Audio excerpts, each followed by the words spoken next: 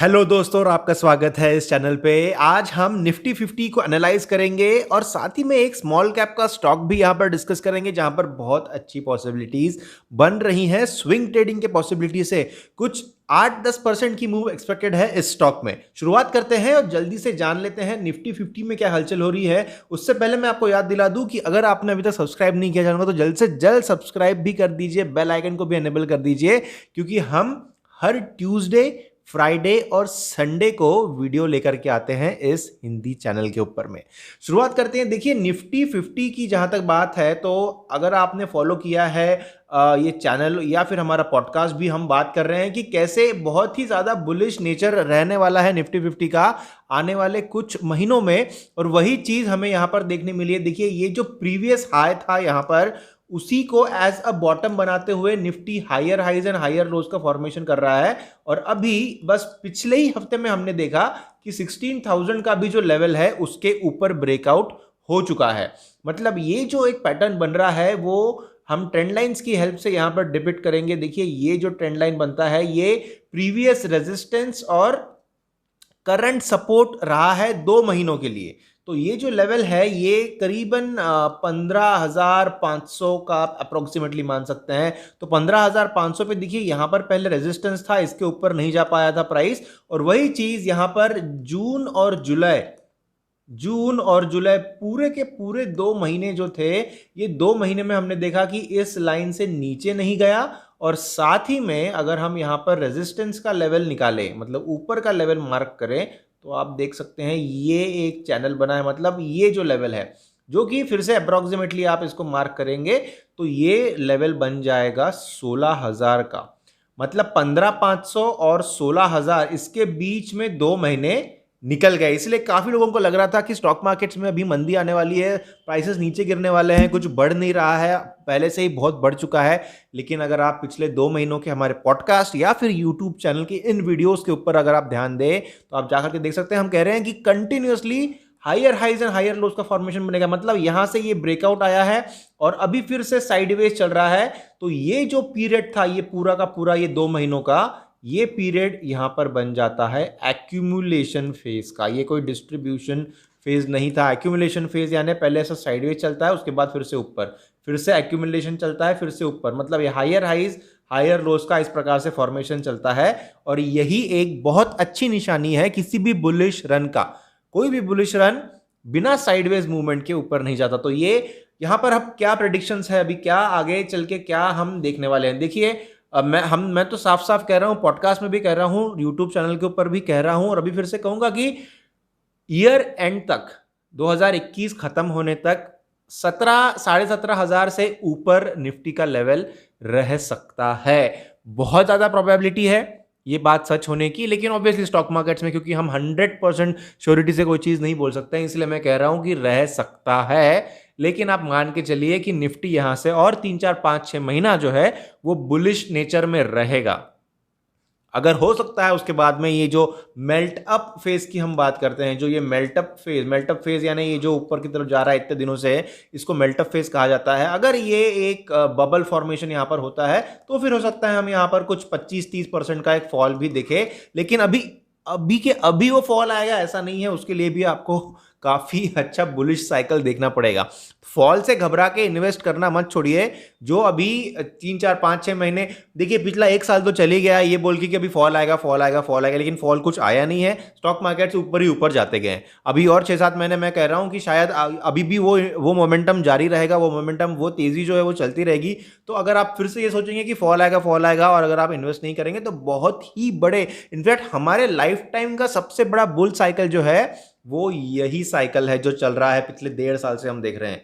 हो सकता है हमारे लाइफ टाइम में इतना बड़ा बुल साइकिल ना आए, जबकि डबल से भी ज्यादा हो चुका है। बस कुछ 15 महीनों में ही डबल हो गया है स्टॉक मार्केट लगभग, राइट। तो ये इसमें आपको पार्टिसिपेट करना चाहिए और यहाँ पर आपने हिस्सा जरूर लेना चाहिए। बाकी वीडियोस आप रेफर कर सकते हैं, यहाँ पर हमने डिटेल में भी बात की है। एक वीडियो हमने किया था कि कैसे निफ्टी जो है वो 18,000 जाएगा सितंबर तक। वो वीडियो को आप खोज के निकालिए, इसी प्लेलिस्ट में आपको मिलेगा, वहां पर आप उसको रेफर कर सकते हैं। आइए चलते हैं हमारे स्टॉक पिक के तरफ ध्यान देते हैं। तो स्मॉल कैप स्पेस से हमारा जो स्टॉक पिक है वो है केशोराम इंडस्ट्रीज। केशोराम इंडस्ट्रीज का आप ये चार्ट अगर देखेंगे, देखिए केशोराम का हम चार्ट देख रहे हैं एनएससी के ऊपर में, चार्ट में बहुत ही ज्यादा सीधा सीधा आपको नजर आ रहा है कि बुलिश एक्शन चल रहा है, राइट। बहुत ज्यादा तेजी बनी हुई है स्टॉक में और ऊपर की तरफ प्राइस जा रहा है। अब इसमें स्ट्रेटेजी किस प्रकार से हम यूज करें और चार्ट से और प्राइस एक्शन से हम क्या समझे, सबसे पहले चलते हैं इसका वीकली टाइम फ्रेम। एक हफ्ते वाला जो टाइम फ्रेम है उसको समझ लेते हैं। यहां पर कुछ ट्रेंड लाइंस निकालेंगे बहुत जल्द। तो देखिए ये एक ट्रेंड लाइन यहां पर इस प्रकार से बनती है, थोड़ा इसको फाइन ट्यून कर लेंगे, नीचे की तरफ लाएंगे और इस प्रकार से इसको फाइन ट्यून अगर करते हैं तो हमें नजर आ रहा है कि ये जो पुराना लेवल था जहां पर सपोर्ट था वहीं पर रेजिस्टेंस था और अभी प्राइस उसके भी ऊपर जा रहा है। और फिर से एक बार ट्रेंड लाइन अगर निकालते हैं तो मेरे ख्याल से ये जो ट्रेंड लाइन मैं निकाल रहा हूं ये एक वैलिड ट्रेंड लाइन बन जाती है। इसको थोड़ा हम थिक कर लेंगे और इसका हम कलर भी चेंज कर सकते हैं सो दैट हमें पहचानने में आसानी हो। तो ये जो ब्लू कलर का ट्रेंड लाइन है जो कि 87 के ऊपर है, इसका क्या महत्व है, देखिए ये सबसे जरूरी ट्रेंड लाइन है, 87 के ऊपर है। यहां पर देख सकते हैं रेजिस्टेंस है, इसके ऊपर प्राइस नहीं जा पाया। फिर से यहां पर देख सकते हैं रेजिस्टेंस है, प्राइस इसके ऊपर नहीं जा पाया। ये दोनों जो मैंने लाइंस निकाली ये 2019 का यहाँ टाइम पीरियड चल रहा है, यहाँ पर हम 2021 में है, मतलब 2 साल में प्राइस जो है वो यहीं पर रहा। उसके बाद ये लेने के बाद में ये हुआ। अगर आप रेगुलर व्यूअर है हमारे चैनल पे तो आप जानते हैं ये जो पैटर्न बनता है इसको हम क्या कहते हैं, ये है हमारा कप एंड हैंडल पैटर्न। ये देखिए इस प्रकार से ये बनता है कप, उसके बाद में ये बनता है हैंडल, क्योंकि ये कप के प्रकार का एक फॉर्मेशन बनता है और ये जो है ये एक हैंडल के प्रकार का फॉर्मेशन बनता है, इसीलिए कप एंड हैंडल कहा जाता है। और कप एंड हैंडल 87 से ऊपर अभी प्राइस को भेज चुका है और ये यहाँ पर रीटेस्ट हो रहा है, प्राइस यहाँ पर नीचे आकर के यहाँ से अभी इस प्रकार से बाउंस लेने की जो इसकी प्रोबेबिलिटी है वो बहुत ही ज्यादा है। इसको भी अगर आप रेगुलर व्यूअर है तो आप जानते हैं हम इसको कहते हैं रीटेस्ट ऑफ ब्रेकआउट। ये रीटेस्ट ऑफ ब्रेकआउट वाला सिनारियो यहां पर बन रहा है, जबकि पुराना जो रेजिस्टेंस का लेवल है वहां पर अभी प्राइस सपोर्ट ढूंढने की कोशिश कर रहा है। तो पुराना रेजिस्टेंस, करंट सपोर्ट और ब्रेकआउट के बाद में ये खोज रहा है हम उसका जो नया सपोर्ट है उसको। अब चलते हैं डेली टाइम फ्रेम में जहां पर हमको ज्यादा से ज्यादा डिसीजन मेकिंग करनी है। अब ये देख सकते हैं कि जो 87 वाला लेवल है वो यहाँ पर भी दिख रहा है। यहाँ पर आप अगर देखेंगे तो ये कप एंड हैंडल काफ़ी क्लियरली जो medium term short term time frame में जो हमें नज़र आ रहा है ये बन जाता है कप, ये बन जाता है हैंडल। इसके बाद ब्रेकआउट हुआ, फिर से एक बार सपोर्ट ऊपर गया, फिर से एक बार यहाँ पर नीचे आया प्राइस। तो ये रीटेस्ट एक बार हो चुका है, दूसरा अटेम्प्ट है, इसके बाद में प्राइस ऊपर जाने के चांसेस बहुत बहुत ज़्यादा है। ये हो गई एक स्टडी, ठीक है। अब दूसरी स्टडी हमको ये बताती है कि यहाँ पर अगर आप ध्यान दें तो ये जो ब्लैक कर्व है, ठीक है, ये जो ब्लैक कर्व जो मैंने अभी पिंक लाइन से उसको ड्रॉ किया है, ये है EMA 55 का कर्व, मतलब exponential moving average of the period 55। ये एक मूविंग एवरेज है और मूविंग एवरेज से प्राइस सपोर्ट ले रहा है बार बार। देखिए जब भी प्राइस नीचे आता है तो ये जो रेड ये जो अभी पिंक लाइन है जो कि मेरे चार्ट के ऊपर में ब्लैक कलर में है, वहां से प्राइस ऊपर जाता है। जब भी नीचे आता है ऊपर गया, नीचे इस प्रकार से देखिए आप यहां पर सपोर्ट लेता हुआ आ रहा है। तो ये जो EMA 55 है यहां पर प्राइस बार बार ले रहा है सपोर्ट, ठीक है।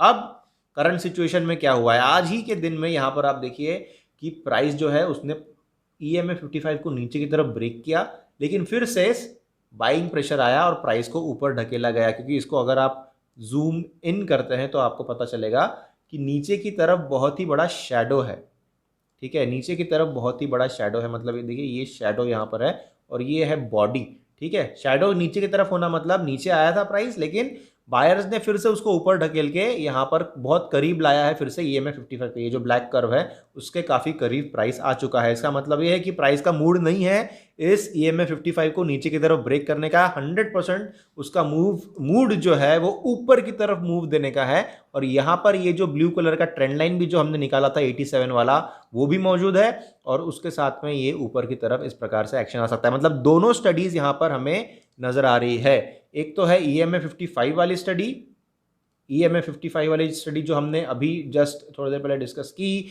और साथ ही में जो रीटेस्ट ऑफ द ब्रेकआउट जो हमारा एक पिक्यूलियर पैटर्न जो हम आइडेंटिफाई करते हैं यहाँ पर, उसके बारे में भी हमने स्टडी की।